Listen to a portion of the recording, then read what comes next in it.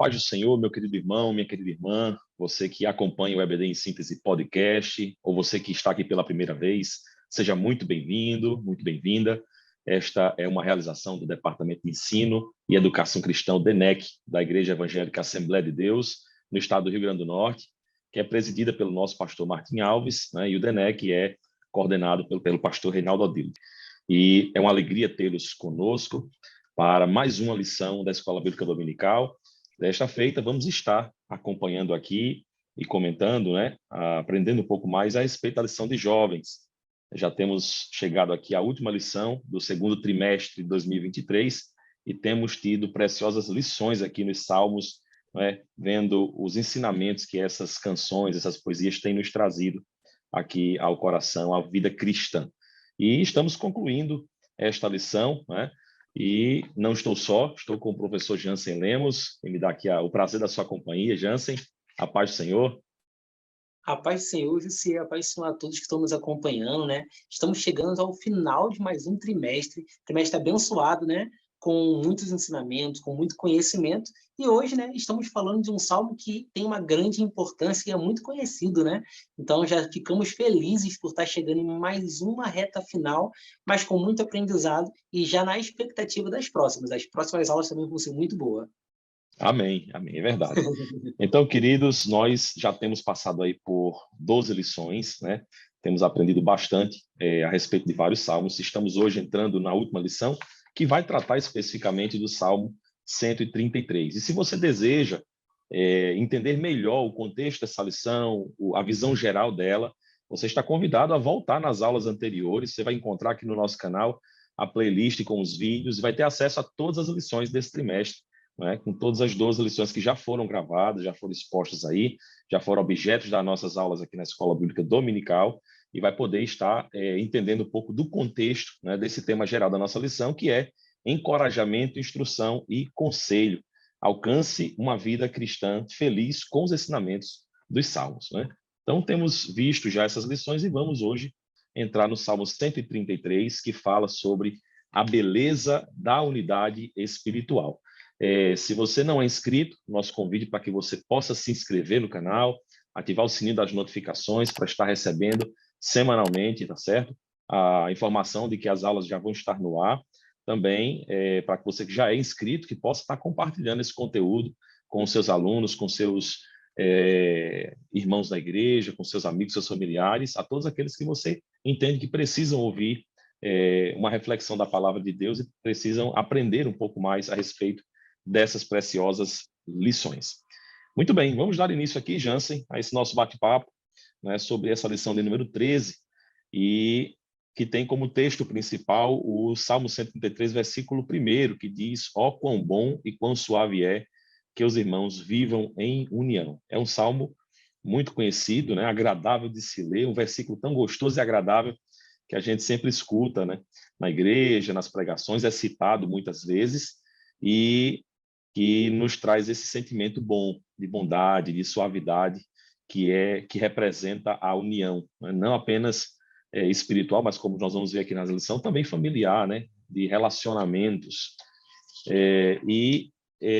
O resumo da nossa lição, ela indica de que a Igreja de Cristo, né, a sua unidade começa em Deus, em nosso relacionamento pessoal com Cristo. Vamos introduzir um pouquinho, Jansen, o que a nossa lição tem a nos trazer e também, se puder, já comentar um pouco a respeito desse nosso primeiro tópico.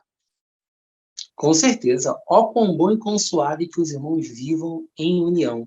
É bem interessante, né, que esse texto é um texto, como você bem falou, né, muito ouvido, em canções, em pregações, em momentos de algumas festividades na igreja também. E aí ele mostra que esse ato de união que está sendo falado aqui não é um ato que seja somente momentâneo, né? Ele está falando que vivam em união. É uma questão mais completa, é um comportamento contínuo. E aqui no primeiro ponto da nossa lição, né, ele fala da beleza dessa unidade. É bem interessante que diversas vezes aqui na nossa igreja, aqui no Templo Central, a gente já teve a oportunidade de ouvir o nosso pastor Martim falando sobre essa diferença de união, de unidade, né? Porque muitas vezes estamos juntos no mesmo lugar, mas ainda não estamos em unidade de pensamento, de coração, de ideias. E no Antigo Testamento e no Novo Testamento nós vemos muitos momentos onde a unidade ela se tornou um comportamento entre os irmãos, entre os discípulos, entre os apóstolos, entre aqueles que seguiam a Jesus, e tivemos grandes resultados com isso, né? No Antigo Testamento tem uma passagem que eu acho muito interessante, que os sacerdotes, na inauguração do templo, eles não obedecendo os turnos por causa daquele ato solene, né? Eles foram lá, se purificaram em um só pensamento, em um só coração, com um só louvor, louvaram o Senhor. Então a casa se encheu da Shekinah de Deus e eles não conseguiram ficar em pé. E no Novo Testamento a gente vê isso também no Atos 2, onde eles estavam reunidos em um só coração, em um só pensamento, em unidade, buscando a presença do Espírito Santo, e o Espírito Santo veio sobre eles. Então, essa introdução sobre o que é esse poder desse viver em união é muito interessante, é muito forte para a gente, porque Deus chamou a igreja para ser uma igreja, para ser igreja unida. E aqui, no tópico 1, né, fala sobre a beleza dessa unidade, no Salmo 133, que é o salmo que a gente está tratando aqui, né? Ele fala que é um salmo que foi feito por um propósito, né? Ele é conhecido nos Salmos dos Degraus, onde como o José bem falou, né? Era um louvor, na verdade, era uma música que eles estavam cantando enquanto estavam nessa romaria, nesse processo de chegada até o local que eles queriam fazer a adoração, que era o templo, né? Que era o local mesmo de adoração. Então, todo esse caminho, eles tinham lá momentos que provavelmente um talvez estava mais fraco, outro talvez estava mais cansado, outro estava com mais fome, né José? Outras vezes estava lá querendo dormir, mas naquele momento eles usavam esses salmos, esses louvores, para um fortalecer o outro, para que todos estivessem com um ânimo unido, um ânimo avivado, e conseguisse chegar no objetivo que era no lugar de adoração. Então, até o propósito da construção desse salmo é um propósito que não era muito individual, ele era coletivo, ele fazia com que todos se animassem para chegar no objetivo que era adorar ao Deus.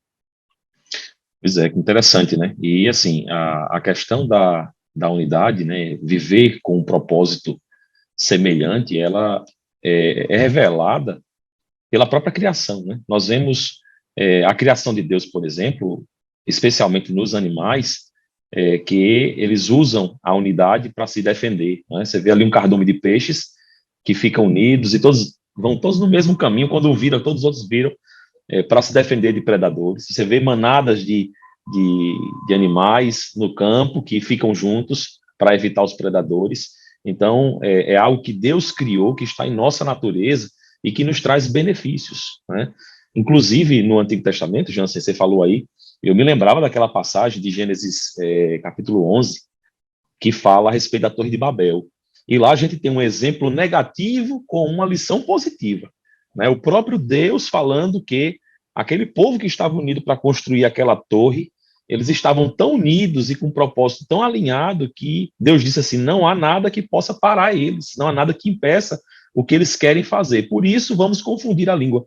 Então, houve uma atuação de Deus, né, interferindo naquela história, porque o que eles queriam fazer era mal aos olhos de Deus. Mas que a unidade deles, se aplicada para uma perspectiva de bondade, né, de um propósito santo, isso também é verdadeiro, ou seja, a gente pode pegar esse ensinamento e aplicar, por exemplo, no propósito da igreja, de crescimento, de frutificação, né, de apoio, de auxílio, de vida piedosa, e dizer, olha, se a igreja está unida em um propósito, se a família está unida em um propósito, né, se os obreiros da igreja estão unidos no mesmo propósito, não há nada que possa impedir esse propósito deles, né? Então, a gente vê essas diversas expressões da unidade, né, em diversas facetas da nossa vida, da nossa criação, que refletem isso que Deus criou em nós, né, e que Ele deseja para nós, que é um viver em unidade, né? E assim, não apenas na perspectiva de igreja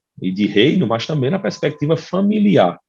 Nós vamos ter aqui, por exemplo, no subtópico 2, as expressões que o salmista utiliza para definir essa união, né? Essa unidade, o quão bom e quão suave, que sentimento agradável, né? E a gente vê isso no nosso dia a dia, como é gostoso ter uma família unida, estar de bem com os nossos pais, estar bem com os nossos irmãos, né? Nossos irmãos biológicos também, né, que convivem conosco, e como é bom lá em que essa união ela é presente. Como a gente, né, sai para o trabalho, mas deseja voltar para casa, porque sabe que em casa há um lugar gostoso, agradável, né, suave de se estar. Enquanto que sabemos, né, que a gente às vezes está numa faculdade, numa escola, num trabalho, onde as pessoas são brigadas, onde há divisões, dissensões, e como fica aquele climão pesado, a gente se sente mal em estar naquele meio, porque sente essa opressão, né, da disputa, da divisão, né, das dissensões. Então, como é verdadeiro esse sentimento, onde há união, onde há unidade, onde as pessoas estão unidas em um só propósito, em um só pensamento, né? Então, isso é maravilhoso, é algo tão óbvio que às vezes a gente nem se apercebe, né, da necessidade de interpretar isso, de meditar nisso, né? A gente viu na lição passada, a lição de número 12, sobre a necessidade de meditar na palavra, não apenas ler, mas meditar na palavra, que nós amamos a palavra, e meditar isso. Às vezes é pegar assim, uma situação tão óbvia como essa e dizer, poxa, olha, isso é verdade aqui dentro da minha casa, né? Eu consigo enxergar esse sentimento de suavidade, de bondade dentro do meu relacionamento com meus pais, com minha esposa, com meus filhos. Então, a gente precisa meditar nisso, por mais óbvio que seja, por mais simples que seja, porque isso é algo que precisa saltar aos nossos olhos, precisa preencher o nosso coração, né? E que nós possamos crescer com essas lições, né? Então, vimos aqui que esse salmo é um salmo em que se cantavam na peregrinação, né, para adoração ao Senhor, e que ele faz essa indicação, né, de um sentimento de bondade e suavidade entre irmãos, dá a entender que são irmãos naturais, são irmãos familiares, né, mas que a intenção do salmista era também converter esse pensamento familiar num pensamento igreja, né? Evidentemente, estamos falando de um salmo no Antigo Testamento, a igreja ainda não havia sido instituída pelo Senhor Jesus, mas a gente fala igreja como reunião do povo de Deus, né? Então, todo aquele povo que estava caminhando para adorar o Senhor, que era povo escolhido do Senhor, né, havia uma intenção do salmista que aquela nação tivesse esse mesmo sentimento, e eles estavam ali, de alguma forma, no mesmo propósito, né? Todos caminhando ali, peregrinando para adorar o Senhor no templo, né? Então, essa imagem de unidade, ela tem que transbordar, como diz o nosso comentarista, do âmbito familiar para o âmbito espiritual. E antes da gente falar, Jansen, dessas imagens aqui que o salmista coloca, para finalizar esse meu comentário, né, eu queria apenas comentar com vocês o seguinte, e eu acho que, inclusive, isso é algo que pode ser colocado para os alunos como ponto de reflexão nessa aula, é que a maior parte das virtudes e dos sentimentos que Deus coloca em nosso coração, pela ação do Espírito Santo, né, fruto do Espírito e pelo próprio viver do Evangelho, não é algo que começa no coletivo, é algo que começa no individual. A gente tem uma igreja harmoniosa quando a gente leva a harmonia do nosso lar para a igreja. Então, assim, tudo começa na família, tudo começa naquele núcleo primário ali que a gente convive. Por isso, a palavra de Deus ser tão enfática de que, né, a gente tem que cuidar dos nossos em casa, porque o reflexo da família, ele vai ser transferido, ele vai ser impresso na igreja. Quando você tem uma família harmoniosa, quando você tem uma família que vive essa união ela vai ser experimentada pela igreja. E a recíproca também é verdadeira. Se você tem uma família desajustada, se você vive ali relacionamentos complicados, né, em que há intrigas, em que há dissensões, não adianta a maquiagem que você vai colocar, a roupa que você vai colocar, não. Em algum momento isso vai transparecer. E não tenha dúvida que os relacionamentos que você vai construir fora da família, eles também vão imprimir esse sentimento desagradável, né, de desarmonia. Então, o nosso cuidado em seguir esse mesmo caminho que o comentarista coloca, de ter essa harmonia cultivada, primeiro, em nossos corações, com os nossos familiares, com os nossos amigos íntimos e próximos, e depois transbordar esse mesmo sentimento em uma perspectiva de igreja, em uma perspectiva de comunidade, né, em uma perspectiva de corpo de Cristo, que eu acho que é o grande foco da nossa lição aqui, né? É compreender e discernir o corpo de Cristo com essa unidade, né? Então, era algo que chamou a atenção, né, durante o meu estudo, que eu queria compartilhar com vocês. E o que é que a gente fala, Jansen, dessa questão aí das imagens, do óleo, da unção, do orvalho de Hermon? Muito bom, né? Quando a gente fala de óleo, né, a nossa mente hoje já sabe muito, a gente já faz essa ligação direta com o processo de unção, né, do derramamento do óleo lá no sacerdote. A gente vê Davi, né, que foi ungido, a gente vê Samuel, que foi ungido, então a gente acaba fazendo um link quanto a isso. Mas talvez por hoje em dia a gente não entender e não ver isso com tanta frequência, a gente não sabe o tamanho da felicidade, tanto de quem era ungido, como também do povo, quando via sendo ungido por Deus uma pessoa para ter um cargo, uma função à frente do povo. Então, quando ele fala aqui do óleo que era derramado sobre o sumo sacerdote, essa consagração, ela acontecia apenas uma vez na vida. Então, era aquela coisa assim, seletra, uma coisa assim, de grande importância. Então, esse óleo também, ele tinha, claro, a viscosidade do óleo que a gente conhece, mas também ele tinha um cheiro que emanava, que tudo isso fazia aquela concordância com o que a gente falou, de bom e de suave. Era porque, na verdade, era um momento bom, prazeroso, de alegria, e também era suave, porque tinha uma regra, uma ideia por trás, e também tinha um cheiro suave, um cheiro bom, assim como o orvalho, que quando ele fala do orvalho de Hermon, né, a gente, muitas vezes, por falta de conhecimento geográfico da região, né? Então a gente não sabe muito diferenciar. Mas aqui na nossa lição, ele traz um ponto bem simples para nos explicar isso, né? Que o Monte de Sião que a gente sabe, é muito ouvido, e o Monte Hermon, eles ficavam distantes geograficamente, um apontando para o sul, o outro para o norte, só que esse Monte Hermon, ele ficava numa situação de uma região muito mais desértica, só que ele era alto. E não sei se na sua cidade, não sei se você está aqui no Rio Grande do Norte, aqui no Rio Grande do Norte a gente não encontra nenhum pico tão alto que na ponta tenha neve.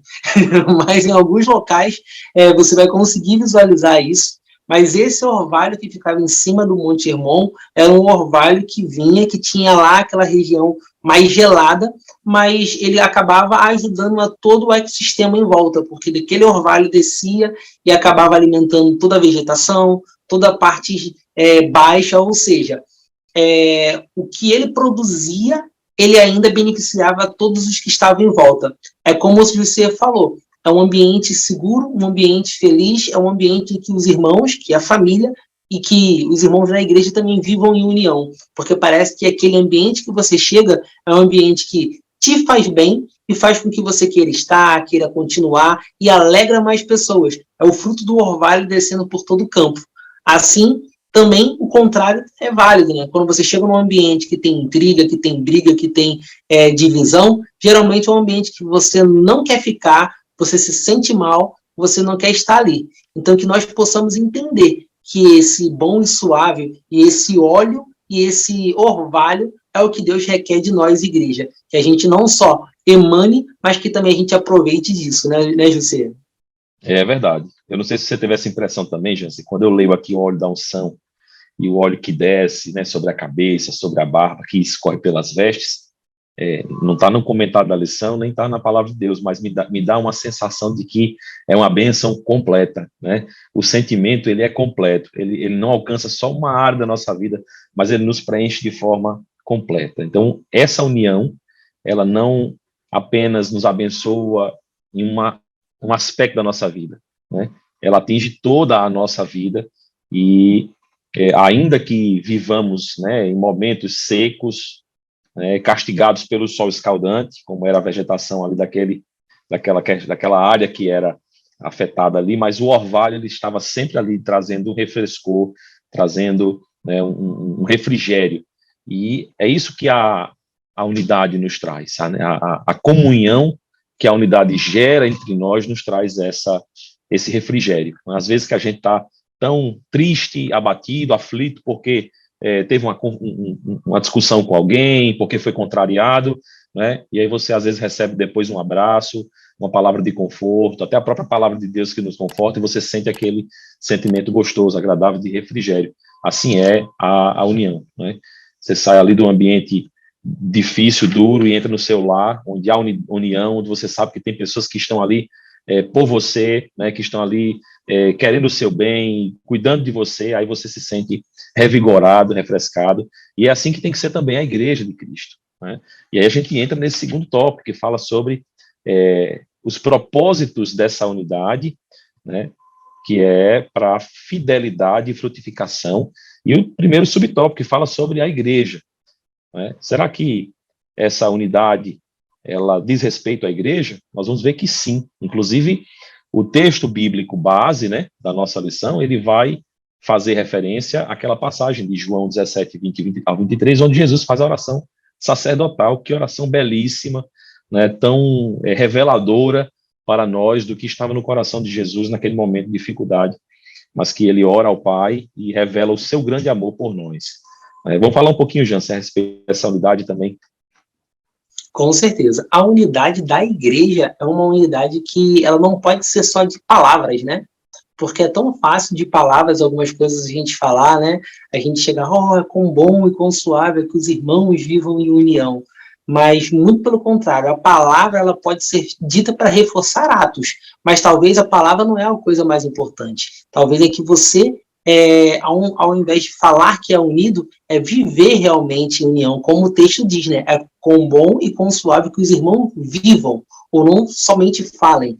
E aí viver em união, em comunhão, é quando você acaba sendo um braço de apoio para aquele irmão que está mais fraco, é aquele que também comemora as vitórias do seu irmão, mas é aquele também que se entristece na hora da dor do seu irmão, é aquele que está lá com o braço estendido para ajudar aquele que está enfraquecido, fragilizado por alguma situação.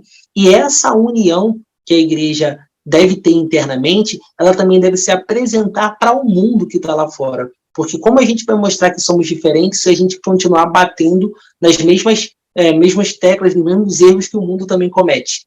Então, a igreja ela precisa ter esse comportamento de união, de santificação, de crescimento contínuo, de crescimento mútuo, de apoio. Porque imagine, tem até uma música antiga, eu não lembro nem quem canta, que é se o olhar de Deus fosse igual ao olhar do homem.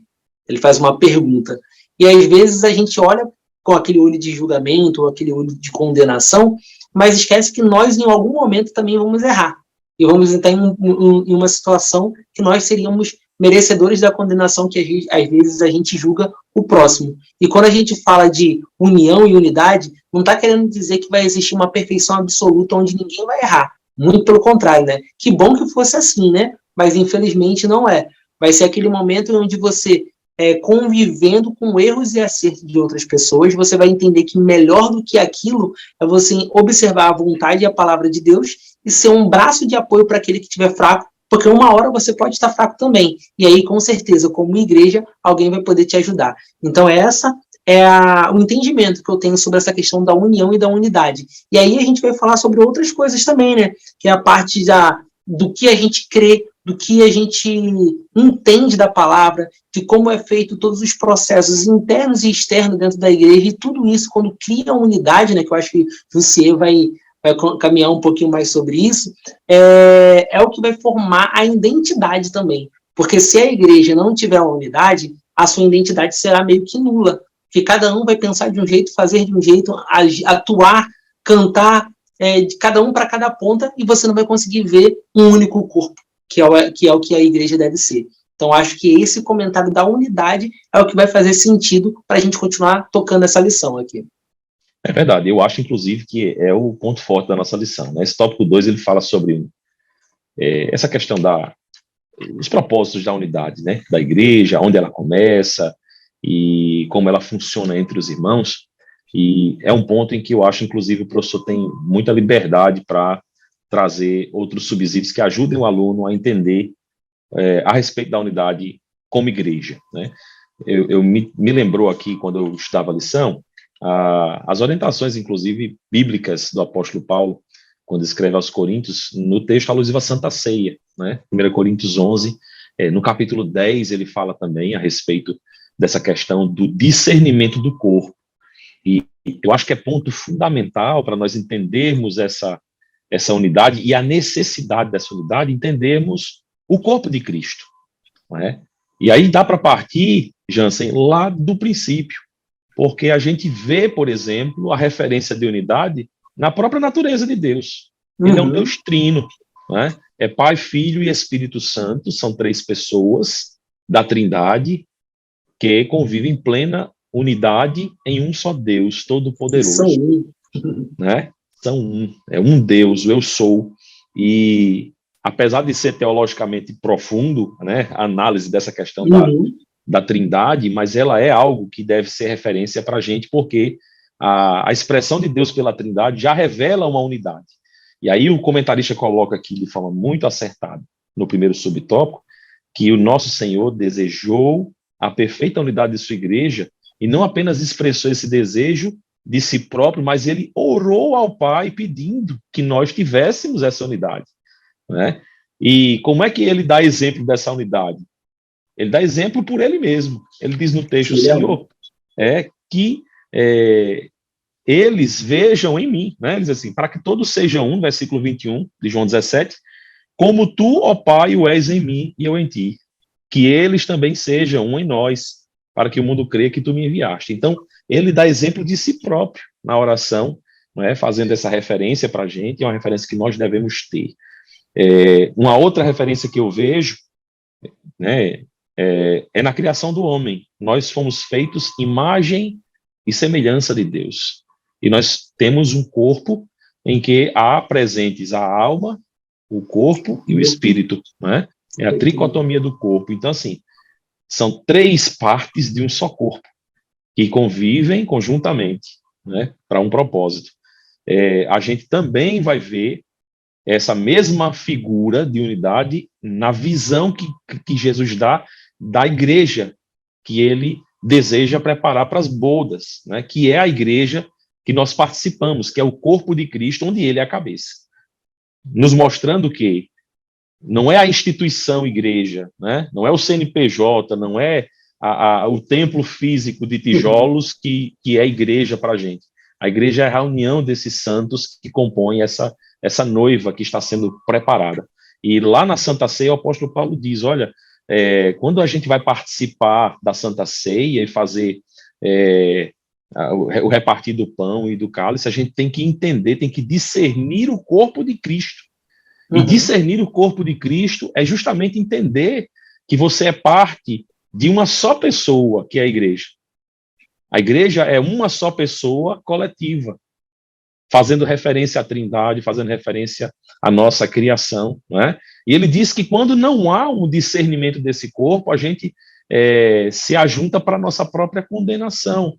Não é? Quando aí a gente fica doente, a gente fica moribundo, a gente fica, né, passa mal. Por quê? Porque, na realidade, o corpo ele só funciona quando ele está em conjunto, quando ele está unido no mesmo propósito. Ele diz aqui em Coríntios 10, um capítulo antes, né, no versículo 17, porque nós, sendo muitos, somos um só pão e um só corpo, porque todos participamos do mesmo pão. Né? E aí no 11 ele vai falar a respeito da Santa Ceia, demonstrando que essa nova aliança ela é única, né, para todos nós, que esse corpo é o corpo de Cristo e que nós temos esse dever. Olha, veja como muitas das pregações que são expostas no culto de Santa Ceia falam a respeito da comunhão. E o que é comunhão, senão, né, o caminho, o meio para o alcance dessa unidade? Nós alcançamos a unidade espiritual, alcançamos a unidade familiar, né, com a igreja, quando estamos em comunhão uns com os outros. E aí, por mais que eu tenha um pensamento diferente de Jansen de mim, mas nós temos o mesmo Deus, o mesmo propósito, fazemos parte de uma mesma aliança e discernimos bem isso para que a nossa igreja seja uma só pessoa e nós possamos ser comandados por um só Senhor, que é o nosso Senhor e Salvador Jesus Cristo, né? Então, olha que meditação profunda que a gente pode explorar aqui, e isso dá aqui para dar várias aulas, né, Jansen? É um tema vasto aí, né? Mas, assim, a gente tem essa beleza da unidade, que pode ser explorada aí pelo professor. Os alunos podem, inclusive, refletir a respeito disso, né? Trazer exemplos para a classe e conseguir contribuir bastante com o entendimento aí da turma a respeito dessa lição. E mais, Jansen, podemos falar a respeito desse segundo tópico aqui. Você falou aí sobre processos internos da igreja. Eu gostei desse negócio. Né? Então, no caso aqui, a gente já pode pegar o 2 e 3 e unificar, já que a gente está falando de união, né? Verdade.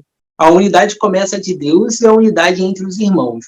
É bem interessante que a gente pode pensar assim, que se ela começa de Deus, ela ainda não terminou. Ela foi feita para algum propósito.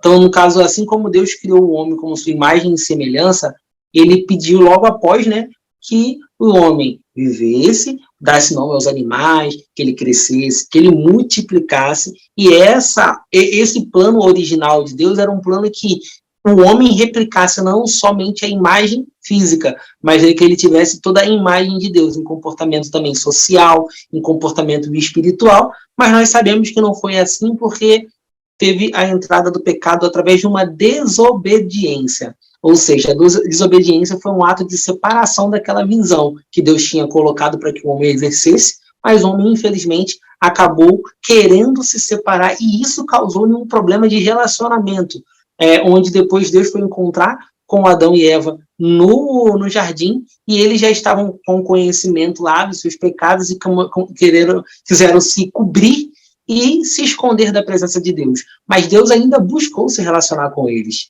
Então, isso que a gente tem que entender, que o desejo, que essa união, que essa vontade de estar presente, se relacionando em comunhão, é um princípio que nasceu em Deus. E depois era para que o homem replicasse. E hoje, como comportamento da igreja, nós precisamos sim, tanto dessa busca por esse comportamento, como também, como a gente foi falar, das organizações internas da igreja.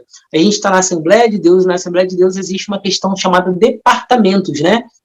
E departamentos não é para ser uma divisão, ele é para ser uma organização, onde você organiza seus grupos por idade ou por algum tipo de atuação, e nesses departamentos é para ter uma unidade de pensamento, unidade de ação, mas para que o corpo, como toda igreja, ele continue sendo forte, continue sendo unido e que tenha ações. A gente vê na Bíblia, né, que dá exemplo do corpo do Cristo e faz uma relação com o nosso corpo, onde o pé não pode tomar o lugar da mão, a mão não pode tomar o lugar do pé, a gente tem boca, a gente tem ouvido, a gente tem coração, a gente tem vários membros e esses membros também estão organizados entre o nosso corpo. Então, essa organização também precisa ser replicada no modelo de igreja, onde nem todos queiram se fazer mestres, mas que tenham pessoas que possam servir, que tenham pessoas que possam ensinar, que tenham pessoas que estejam mais aptas para trabalhar em alguma ação, e nisso sem perder a união, onde todos cheguem com o mesmo pensamento, com a mesma intenção, embora executem ações diferentes, né? Eu acho que esse é o ponto legal. Você pode pensar em unidade sem que todo mundo faça exatamente a mesma coisa, porque a unidade perfeita ela vai estar no pensamento, no coração e na motivação dada por Deus, mas a atuação, a ação pode ser diferente de acordo com as suas habilidades. Não sei se eu fui claro, consegui deixar claro, José? Claríssimo, claríssimo. Me lembrava aqui da igreja primitiva, né, quando os discípulos de Jesus, os apóstolos, precisaram ali nomear os diáconos e organizar a igreja, porque já tinha muita gente, tinha que ter quem servisse à mesa, tinha que ter quem pregasse, tinha que ter quem servisse, né, nas ofertas. Então, essa organização ela é plenamente necessária para o bom funcionamento da igreja, sobretudo do ponto de vista de crescimento e edificação, né? Sem organização não tem crescimento, né? A gente fica ali, não sai do lugar, mas quando é organizado, sim, né? É verdade. É verdade.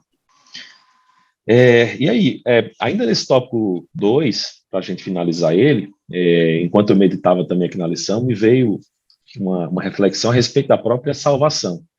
Eu não sei se você já analisou, Jansen, esse aspecto, é muito curioso, né? Eu nunca tinha pensado dessa forma, mas na bênção apostólica, né, que tem na palavra de Deus, a gente escuta todo final de culto, a gente fala sobre o amor do Pai, fala sobre a graça de Jesus Cristo, e fala sobre a comunhão do Espírito Santo, né?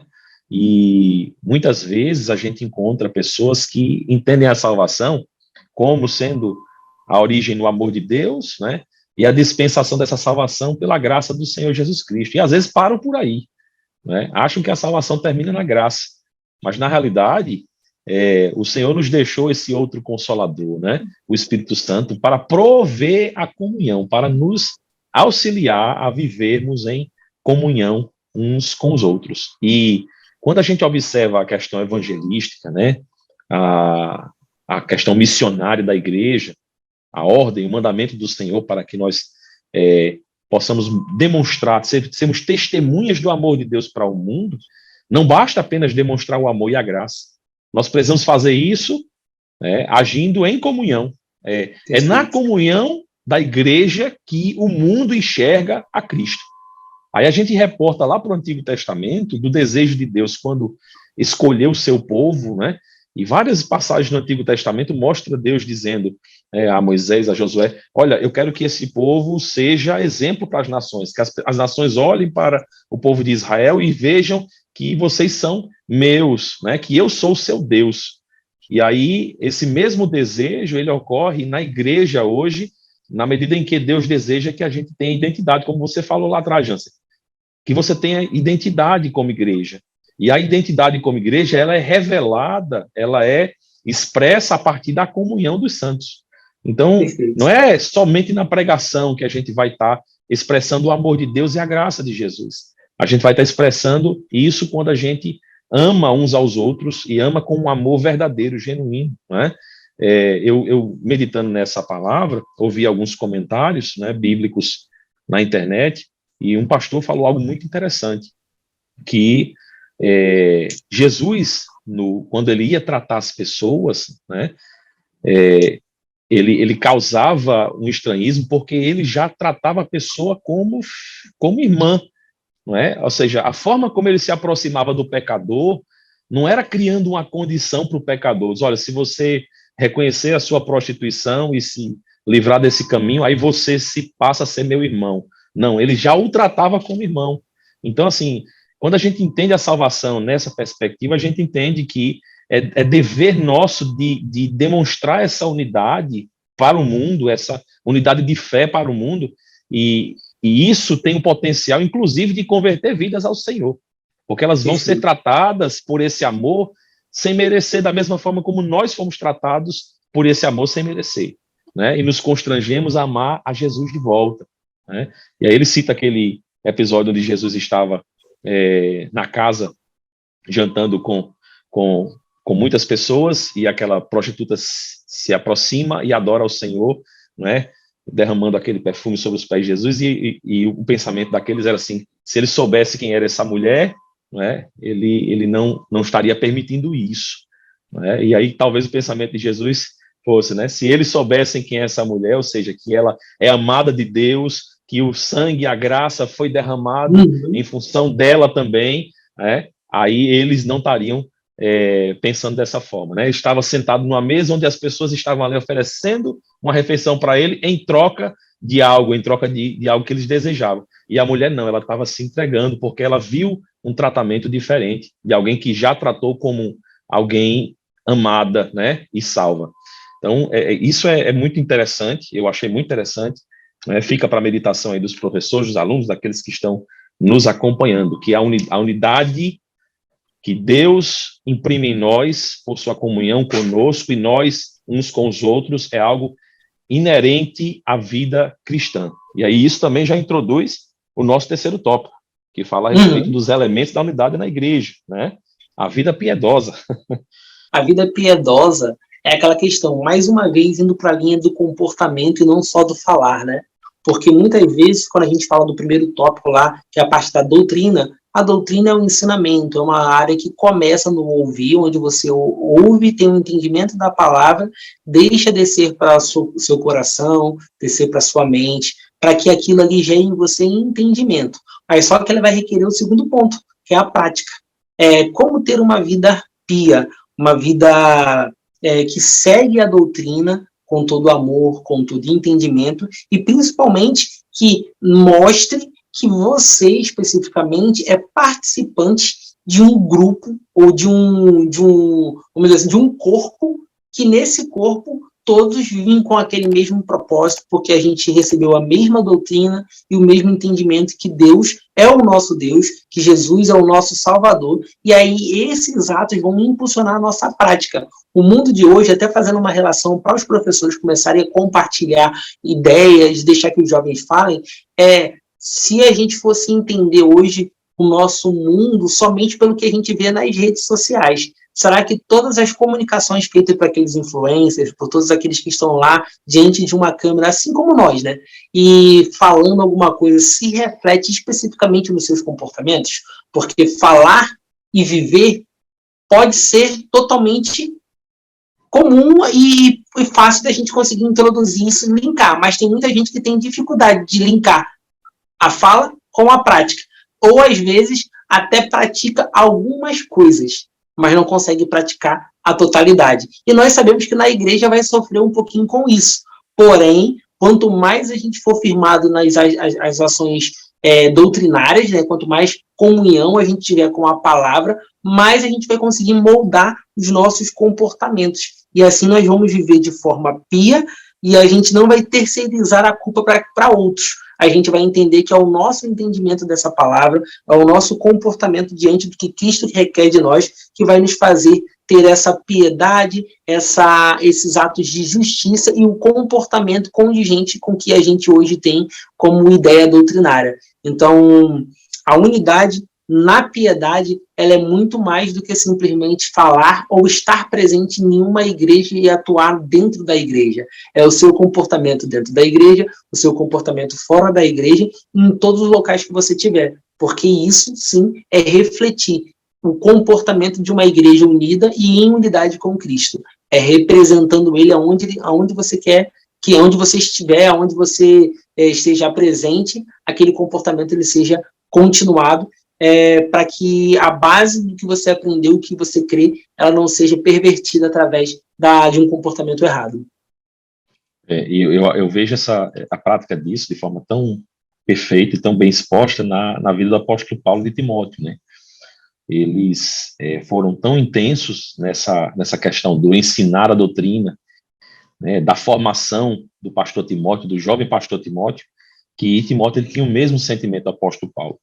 É belo ver, né, o carinho e o cuidado com que o apóstolo Paulo trata com Timóteo a respeito dessa questão da doutrina. Né? Ele diz aqui, está na nossa lição, Timóteo 3, 10 e 14, ele diz, olha, tu, porém, tens seguido a minha doutrina, permanece naquilo que aprendeste e de que foste inteirado, sabendo de quem tens aprendido. A igreja, quando ela vai crescendo, ela precisa dessa unidade doutrinária, né, baseada estritamente na Bíblia, na palavra de Deus, porque é a nossa base de doutrina. Né? Hoje, graças a Deus e aos nossos pastores, nós temos uma doutrina na Assembleia de Deus que é pautada, né, o nosso credo é todo pautado exclusivamente na palavra, e nós temos experimentado o crescimento da igreja saudável, né, vendo a igreja crescer em número, em quantidade, vendo a salvação ser alcançada e criando essa identidade doutrinária. Isso é tão importante porque, imagine como Jesus tratando a noiva, né, a sua noiva, como uma só pessoa. Imagine se a gente tem, né, pensamentos completamente opostos ou diferentes da outra parte da igreja que está lá nos outros países. Então, assim, não parece ser a mesma pessoa. Então, seguir a doutrina bíblica, ela é muito importante porque ela nos faz estar compatíveis com o restante da igreja de Cristo espalhada na terra, né? E que nos leva, como você disse, a viver uma vida piedosa, uma vida de prática dessa doutrina, que vai aí, inclusive, nos aperfeiçoar em amor, vai gerar em nós os dons espirituais, o fruto do Espírito, que tudo isso contribui para o crescimento e edificação da igreja, né? Tornando visível essa unidade, tornando visível essa união espiritual da igreja de Cristo, né? E também no serviço. O terceiro subtópico aqui, já encerrando a nossa lição, né? Fala a respeito da unidade no serviço, nos dando a entender que essa unidade ela não para simplesmente no ser e no agir, ela continua também no exercício do crescimento quando a gente vai servir o reino de Deus, servir a casa do Senhor, né, e servir evangelizando e falando das boas novas de salvação, né, multiplicando esse amor para as pessoas que ainda não conhecem, e esse serviço que fazemos para Deus e para o seu reino é um serviço que também tem que correr em unidade, né? Tanta gente aí que fica ali chateada com o pastor, porque o pastor não deixa ela começar um trabalho aqui na casa dela, ou acolá com outras pessoas e tudo, mas temos que entender que há líderes da nossa igreja, há uma orientação de Deus para esses líderes, e que nós devemos ser submissos, né, sujeitos às nossas autoridades, aos nossos pastores, para que nós possamos fazer esse serviço da obra do Senhor com unidade. Se a gente for pulverizando assim, você faz do seu jeito, você faz do seu jeito, isso não vai dar certo. A palavra de Deus mostra que a unidade ela é necessária, ela é essencial para que nós possamos crescer. Jansen, vamos para as nossas conclusões, as nossas considerações finais. Com certeza. Pena que já está acabando, né? Mas tão rápido, temos aquela certeza que já tem uma nova lição aí, que a gente vai continuar conversando aqui sobre elas, mas vamos aqui finalizar, né, essa lição. A lição de número 13 é uma lição muito rica, chegando a falar de vários assuntos, apesar do tema central ser essa parte da união, da unidade da igreja, mas a gente acabou falando do serviço, acabando falando da parte prática, entendendo qual é o contexto desse salmo que foi criado, que ele era utilizado como um canto para dar força, para dar entendimento, para vitalizar aquele povo que estava numa jornada para até chegar naquele local de adoração. Então, se a gente pode pensar dessa forma, que aquele povo que estava indo para adorar, que uma vez por ano ele se deslocava para fazer aquilo, ele ainda precisava de um hino para poder fortalecer, quanto mais nós que estamos aqui nessa sociedade com muitas coisas que tentam tirar a nossa paz, tirar nosso entendimento. Então a gente precisa estar em unidade, em união com a nossa igreja, se congregando, lendo a palavra, em comunhão com Deus, para que aí a gente continue se mantendo forte, para poder não só ser forte, para poder estar na palavra, estar para a nossa salvação, como também para ser um braço de apoio para que outras pessoas possam encontrar também um Salvador. Porque o Espírito Santo, esse que a gente já falou, que convence o homem do pecado, da verdade, do juízo, é ele que nos usa para que a gente possa chegar a outras pessoas. Então, a gente precisa entender que esse é um propósito também da unidade. Quando a gente fala aqui em serviço, não é só o serviço dentro da casa, é o serviço em todos os locais que nós estejamos, que nós possamos ser realmente um reflexo de Cristo para todos aqueles que estejam ao nosso redor. Porque talvez alguns possam olhar para a igreja, que é um problema do nosso século, né, José? Olhar para a igreja como mais um órgão, mais uma instituição, que às vezes tem interesses que podem ser interesses sociais, políticos, financeiros, mas, na verdade, quem é de total, vamos dizer assim, entendimento do que é a igreja, quem tem esse total entendimento do que é a igreja, e entende que essa igreja, que é unida, que é doutrinada, que tem comunhão com Deus, não vai ter esses interesses meramente sociais e humanos. Ela vai ter um interesse muito maior, que é a nossa salvação e a salvação daqueles que estão no mundo perdido, porque ao encontrando a Jesus, encontrando esse que nós pregamos, que é o nosso Salvador, que é o Rei dos Reis, é aquele que tem poder para salvar e que já morreu na cruz para salvar eles. Através dessa pregação, a gente também tem essa vontade, que eles se convertam e vivam. Então, acho que essa deve ser o maior resultado de toda essa união da igreja, é se fortalecer para ir ao mundo e resgatar vidas, apresentando Jesus como o único suficiente Salvador. Então, eu concluo as minhas palavras com esse entendimento. Eu acredito que essa aula vai ser uma aula ótima para você, professor, que está aqui nos assistindo, que está buscando mais subsídio para poder usar na sala de aula, mas uma dica muito simples é ouvir os alunos também. É deixar ele falar, já que a gente está falando sobre união, sobre comunhão, é que eles possam ter algum momento para poder falar sobre isso, porque com certeza o Espírito Santo e todo o entendimento que você está tendo aqui ao ler, a estudar, a buscar mais conteúdo, vai ajudar os jovens a viver dessa forma, de união com a igreja, com o Pai e com todos ao seu redor. Amém. Conclusão bem completa. Obrigado, Jansen. E diga, professor, para o seu aluno, viu? É importante que ele congregue. a união, a unidade, ela se aperfeiçoa na congregação, né?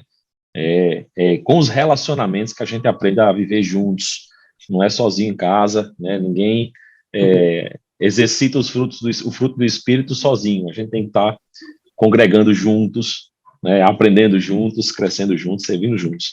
Então é isso, meus amados irmãos, foi um prazer, mais uma vez, estar com vocês para mais uma lição, né? Convidamos você a estar aqui no próximo trimestre, as aulas permanecerão sendo publicadas, né? Temos uma nova lição aí para refletir, para meditar e aprender, e louvamos a Deus pelo privilégio de ter passado por essas 13 preciosas lições nesse trimestre. Quão boas lições aprendemos aqui, né? Extraímos da palavra de Deus para o nosso crescimento, e estamos felizes por isso, tá certo? Aproveite, deixe o seu gostei aí, para que a gente possa ter um feedback seu, faça um comentário lá embaixo, né? Conte de onde você está nos assistindo, conte aí a sua experiência com o EBD em Síntese Podcast, e desejamos a Deus que você tenha uma aula abençoada, que o Senhor possa estar abrindo o entendimento seu e dos seus alunos para a glória de Deus. Um forte abraço, a paz do Senhor a todos. A paz do Senhor, tchau, tchau, que Deus abençoe a todos.